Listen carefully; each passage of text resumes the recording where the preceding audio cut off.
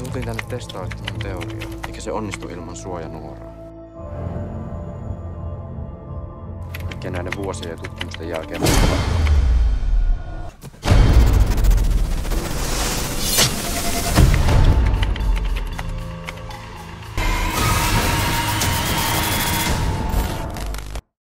Film diawali dengan narasi yang menguraikan detail pembunuhan brutal yang menimpa 4 remaja ketika mereka sedang berkemah di tepi danau bernama Danau Bodom pada musim panas tahun 1960. Diyakini pelaku pembunuhnya merupakan seorang psikopat yang sampai sekarang belum terungkap identitasnya. Banyak misteri yang belum terungkap mengenai siapa pelaku pembunuhan keempat remaja tersebut.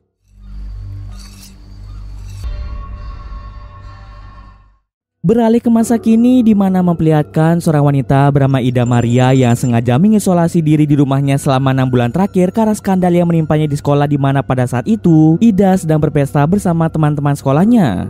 Dalam pesta itu, Ida yang tak sadarkan diri akibat terlalu banyak minum menjadi korban dari tindakan tak senonoh yang dilakukan oleh temannya bernama Elias. Melihat Ida yang tidak sadarkan diri, kesempatan itu digunakan oleh Elias untuk melakukan mantap-mantap dengan Ida. Foto Ida tanpa mengenakan pakaian disebarluaskan ke semua siswa di sekolah sehingga membuat Ida dikucilkan oleh teman-temannya. Ida yang sudah sangat malu memutuskan untuk berhenti sekolah dan tidak keluar rumah selama 6 bulan lamanya. Tentunya foto aib yang tersebar membuat orang tua Ida merasa sangat marah. Anna tytön mennä. Sebagai hukumannya, orang tua Ida tidak mengizinkan Ida untuk pergi kemana-mana. Beruntungnya ada satu sahabat Ida bernama Nora yang selalu mendukung dan menemani Ida di masa-masa sulitnya. Pada suatu hari, Elias dengan niat tulus meminta maaf atas segala kesalahan di masa lalu, memutuskan untuk mengajak Ida untuk berlibur bersama di sebuah kabin. Ida diberi kebebasan untuk membawa sahabatnya yaitu Nora sebagai pendamping, sementara Elias akan didampingi oleh sahabatnya yang bernama Tom. Setelah mempertimbangkannya dengan matang, Ida dan Nora akhirnya setuju dengan ide dari Elias. Bagaimanapun juga bagi Ida, kesempatan ini bukan hanya sekedar liburan biasa, melainkan juga menjadi kesempatan pertamanya untuk keluar rumah dan menikmati momen bersama teman-temannya setelah 6 bulan masa-masa sulit yang telah dialaminya. Oothan sä tullut ihan näkymätön. Tässä on uusi alku. Vitsi sä oot kaunis. Singkat waktu, Elias bersama dengan Tom segera menjemput Ida dan Nora karena mereka akan bersiap-siap untuk pergi liburan di sebuah kabin. Miksi sulla on tää kirves täällä? Sitä mä en Että häntä... Moi. Tanpa diduga, perjalanan mereka memakan waktu beberapa jam lebih lama akibat kondisi jalanan yang macet menghambat perjalanan mereka menuju ke kabin. Seksiä samalla lailla. Eli sun mielestä mitä vaan saa tehdä kohden tohon suuntaan? Vois mun puhua loppuun, kiitos. Sen takia jäbillä pitäisi olla ihan erilaiset säännöt. Mereka kemudian berhenti di pinggir jalan karena Ida dan Nora kebelet buang air kecil. Selagi mereka buang air kecil, Tom sempat membuka buku diarinya yang memperlihatkan foto 4 remaja yang tewas akibat dibunuh oleh psikopat pada awal cerita tadi.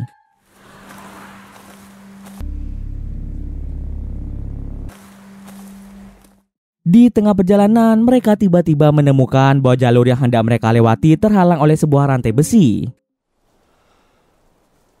Mikä paikka tää? Beruntung mereka membawa sebuah kapa dan Tom meminta Elias untuk memutus rantai besi itu menggunakan kapa.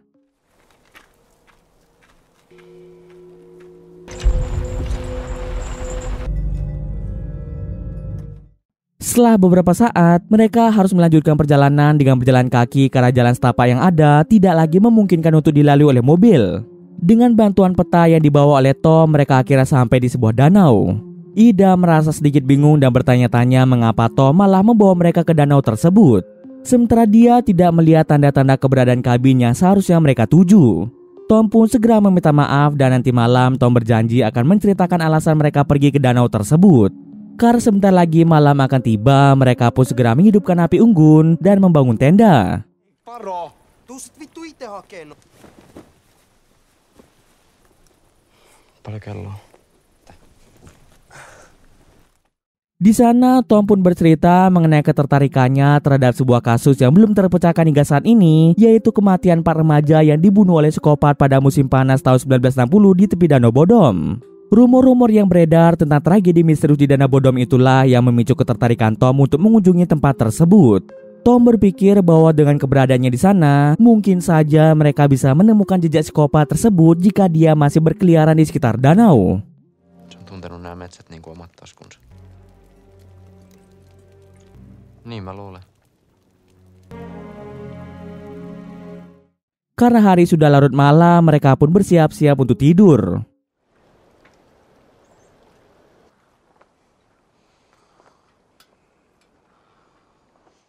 Namun di tengah malam, Ida terbangun mendengar suara yang datang dari luar tenda. Ida segera membangunkan teman-temannya dan Elias bersedia untuk keluar tenda guna memeriksa keadaan di luar secara langsung. Tom, Ida, dan Nora merasa cemas karena Elias tidak kembali ke tenda setelah beberapa menit berlalu. Kemudian tiba-tiba saja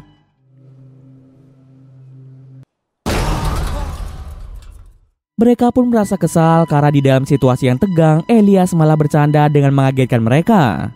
Lalu Nora pergi untuk buang air kecil sendirian. Tak ingin Nora pergi sendirian, Elias langsung menemaninya. Nora! Sesaat setelah kepergian Nora dan Elias, lagi dan lagi Ida mendengar adanya suara dari arah luar tenda. Tiba-tiba saja tenda yang mereka tempati mendadak roboh. Tom segera keluar untuk mengecek apa yang terjadi. Ida seketika terkejut melihat Tom yang tiba-tiba masuk ke dalam tenda dengan kondisi yang berdarah-darah. Ida pun seketika berteriak dengan keras dan teriakannya didengar langsung oleh Nora dan Elias.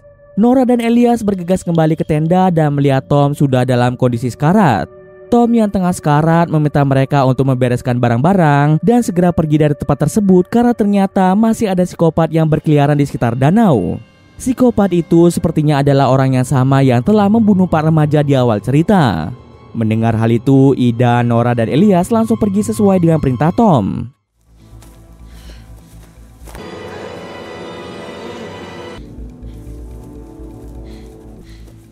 Vittu, ei olisi pitänyt jättää Di tengah perjalanan, Nora yang sedang berlari secara tidak sengaja tersandung ranting pohon sehingga membuat kakinya kesakitan. Nora yang tidak kuat lagi untuk berjalan meminta Ida dan Elias pergi duluan saja untuk mencari bala bantuan. Sementara itu, Ida dan Elias terus berjalan menyusuri hutan, namun mereka tak kunjung menemukan jalan menuju mobil mereka. Ida dan Elias sempat merasa frustasi karena menyadari bahwa mereka terus berputar-putar di daerah yang sama tanpa arah yang jelas. Tak ingin menyerah begitu saja, mereka pun terus berjalan sambil bercerita satu sama lain. Ida memutuskan untuk bertanya mengapa Elias begitu kejam menyebar foto memalukannya ke semua siswa di sekolah. Dengan tegas, Elias membantah tuduhan itu, mengaku bahwa dia sama sekali tidak terlibat dalam penyebaran foto tersebut. Bahkan Elias merasa bingung dengan rumor yang menyebutkan bahwa dirinya melakukan tindakan tidak senonoh dengan Ida dan menyebar foto-foto Ida. Elias dengan tegas menegaskan bahwa semua itu adalah fitnah dan dia tidak pernah melakukan hal tersebut. Alasan Elias ikut dalam perjalanan liburan kali ini adalah agar dirinya bisa berbicara secara langsung dengan Ida tentang tuduhannya menghancurkan reputasinya tersebut. Elias meminta Ida untuk memberikan bukti bahwa foto-foto tersebut benar adanya, namun Ida tidak mampu menunjukkan bukti yang memadai. Elias meyakinkan Ida bahwa foto-foto yang dituduhkan tidak pernah ada dan semua itu hanya upaya untuk merusak nama baik Ida.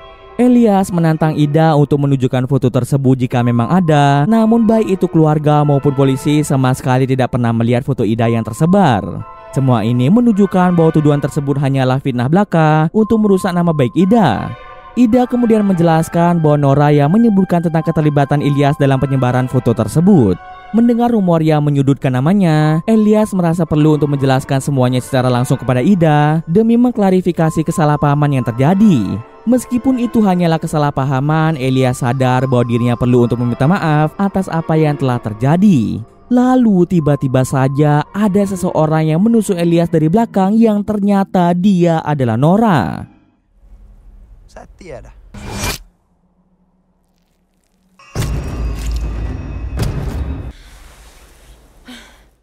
Nora mengatakan bahwa semua telah berakhir dan dendam yang Ida pendam selama ini sudah terbalaskan. Lalu mereka memutuskan untuk mengganti pakaian mereka dan bersiap-siap untuk membuang mayat Elias dan Tom ke dalam danau. Selain itu, mereka juga membuang barang-barang bukti.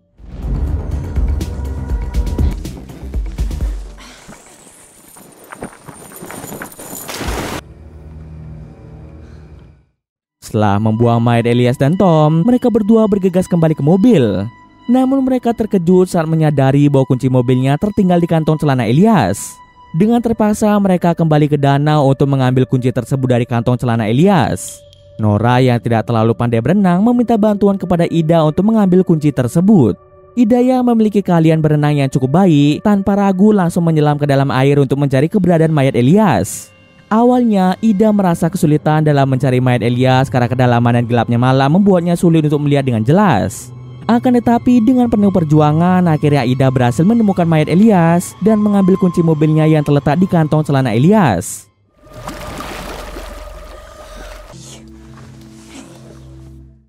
Mereka pun bergegas pergi dari tempat itu. Aurinko on noussut vielä pari tuntia. Tää? Oot sä tosissas? Di perjalanan, Ida sempat mengatakan pada Nora tentang Elias yang tidak tahu apa-apa mengenai penyebaran foto tersebut. Bahkan Elias menyatakan bahwa foto itu tidak ada dan itu hanyalah bentuk fitnah yang mencemarkan nama baik Ida.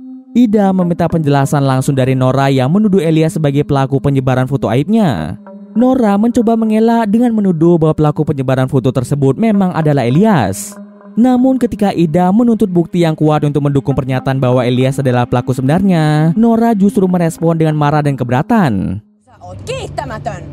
Mä oon tehnyt niin vitun paljon sun puolesta ja sä et edes Nora merasa Ida seperti meragukan perkataan Nora dan tidak menghargai apa yang telah dilakukan Nora untuk Ida. Ida memahami pentingnya bantuan Nora dalam membalaskan dendamnya, dan tanpa keberadaan Nora, kemungkinan besar dendam tersebut tidak akan pernah terbalaskan. Ida merasa bahwa kemarahan Nora dan penolakannya untuk memberikan bukti yang kuat tidak sepenuhnya adil. Meskipun Ida sangat bersyukur atas segala bantuan yang diberikan oleh Nora, dia berharap bahwa Nora dapat lebih memahami posisinya dan bersedia untuk berbicara secara terbuka. Ida ingin memastikan bahwa setiap langkah yang diambil dalam pencarian kebenaran dan keadilan didasarkan pada fakta yang kuat dan bukti yang jelas. Setelah perdebatan itu, Nora akhirnya mengaku dengan jujur bahwa foto Ida tanpa busana memang tidak pernah ada. Nora mengaku bahwa segala fitnah dan rumor yang Nora sebarkan di sekolah hanyalah untuk mencemarkan nama baik Ida dengan harapan Ida akan dijauhi oleh teman-temannya. Nora mengakui bahwa tindakan itu sebenarnya didorong oleh perasaan sukanya pada Ida meskipun mereka berdua adalah wanita. Di saat semua orang menjauhi Ida, kesempatan itu pun digunakan Nora untuk lebih dekat dengan Ida dan membuat kehidupan Ida lebih bergantung pada Nora. Pada saat pesta sedang berlangsung waktu itu, Nora telah mencampurkan obat bius ke dalam minuman Ida dengan maksud membuatnya pingsan dan kemudian membawanya ke kasur. Nora memanfaatkan kesempatan itu untuk memfitnah Ida dengan tuduhan melakukan hubungan mata-mantap dengan Elias serta menyebarkan fitnah tentang foto-foto aib yang tidak ada tersebut. Meskipun foto itu tidak pernah ada, dengan membuat rumor tersebut, Nora berhasil mempengaruhi orang-orang untuk percaya dan menjauhi Ida. Fitnah yang dibuat oleh Nora membuat Ida merasa sangat dendam pada Elias, dan kesempatan itu digunakan oleh Nora untuk membantu Ida membalaskan dendamnya.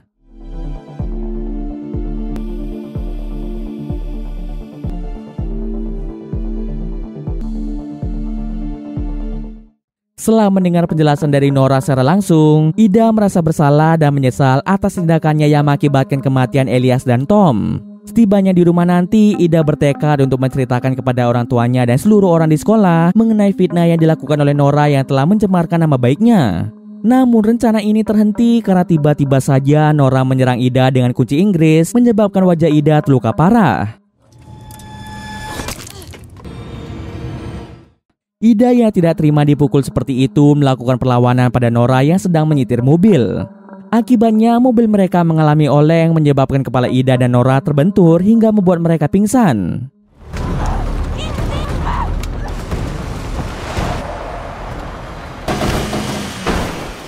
Nora yang baru saja terbangun dari pingsannya melihat ada seseorang yang mencoba mendekat ke arah mereka.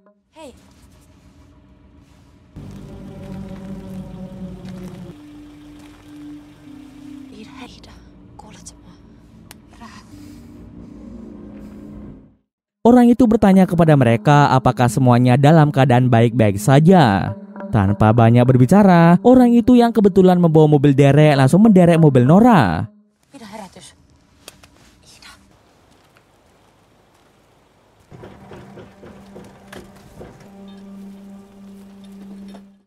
Begitu Ida terbangun dari pingsan, Nora merasa curiga dengan pria yang ada di hadapan mereka saat ini.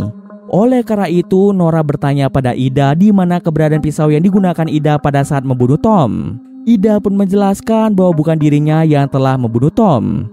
Sebaliknya, Ida malah mengira Nora adalah pelaku pembunuhan Tom. Jika bukan mereka berdua yang membunuh Tom, lalu siapa yang telah membunuh Tom? Lalu muncullah di benak mereka bahwa kemungkinan besar pria yang ada di hadapan mereka saat ini adalah sosok psikopat. Mau bagaimanapun juga sulit dipercaya bahwa ada seseorang yang berada di tengah hutan pada malam hari seperti ini.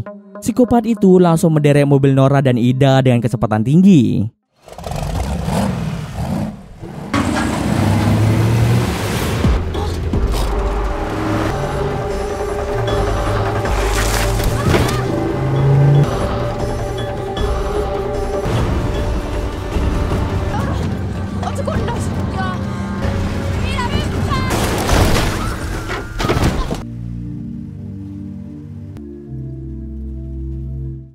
Akibatnya, mobil yang ditempati oleh Nora dan Ida pun mengalami kecelakaan parah. Setelah mengalami kecelakaan parah, psikopat itu turun dari mobil untuk mengecek kondisi Nora dan Ida.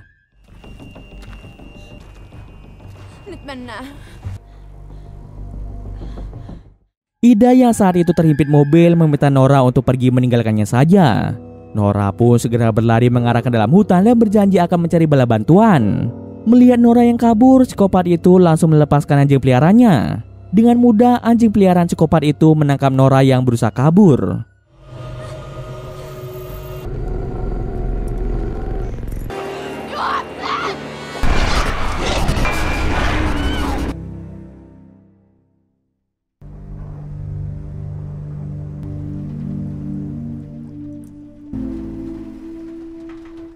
Ida dan Nora kemudian terbangun dengan kepala yang tertutup karung.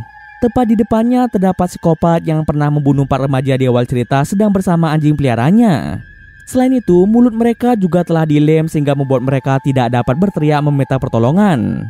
Kemudian dengan kejam, psikopat itu membunuh Nora tepat di depan mata Ida. Tiba-tiba Ida terbangun di halaman rumahnya dalam kondisi yang memprihatinkan. Fisik dan mentalnya terguncang oleh pengalaman mengerikan yang baru saja dialaminya. Ida ditemukan dalam keadaan menyedihkan oleh orang tuanya dan dia segera bercerita tentang kejadian tragis di Danau Bodom di mana seorang psikopat telah mengambil nyawa dari teman-temannya secara brutal. Lalu para polisi sudah menemukan mayat Nora, Elias, dan Tom.